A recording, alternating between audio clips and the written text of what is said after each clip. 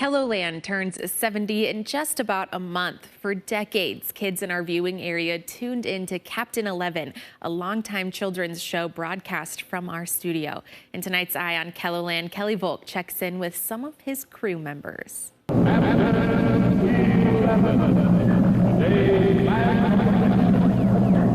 man in each century is given the power to control time. Jennie HOEFER's birthday in 1985 is one she'll never forget. We went to McDonald's with all my friends, and we all then hopped in the car and went to KELO TV and went to Captain 11. Hi, crew. Captain 11 reporting. What a gorgeous day. So how's my crew today? HOEFER took a picture with the local icon. There's my McDonald's hat that I wore for my birthday party with Grimace on it. And sat in the front row as kids in the studio watched cartoons. The excitement of being on local television is a feeling HOEFER shares with her father, David Drews.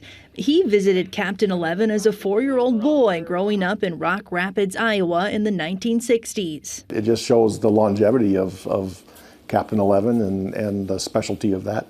Stand up and look at the camera. Wave one hand. Both hands and one foot. KELO TV's Dave Dedrick portrayed Captain 11 from 1955 to 1996. Kids in KELOLAND watched the show after school. On special occasions, they stopped by the studio to be a part of the audience.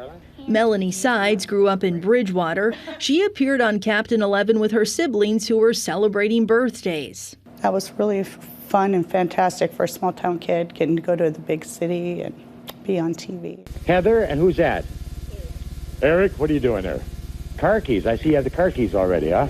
Sometimes it got a little chaotic behind the scenes. You've got the littles that don't want to sit still. The bigger kids like me, would sit on the bleachers and watch the cartoons, but you always got the littles that just run and Where are you from? Alexandria. Shake hands with him. He's from Alexandria. The man in the familiar blue suit made appearances outside of the studio, too.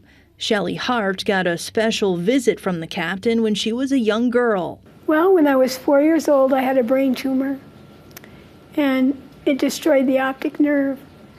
But I was in the hospital, and Captain 11 came to see several of us kids that were in the hospital, and we just got to be lifelong friends after that. If you saw him come to the state fair or something, it was like Elvis got off the plane. Everybody was attracted to Captain 11. Steve Hemmingson was a longtime KELO TV anchor and worked alongside Dedrick for many years. I think he is KELO's history. Everything that came since, Doug, me, Leo, they were all spun off of Captain 11 in one way or another. A kiddie show in that day and age in rural South Dakota, rural Southwest Minnesota, that was a pretty big deal.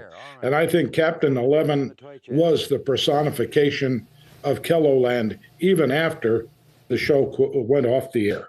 Captain 11's retirement marked a sad time for HOEFER. Captain 11's retiring? And it was just like, no more cartoons? It was an era that no one can repeat.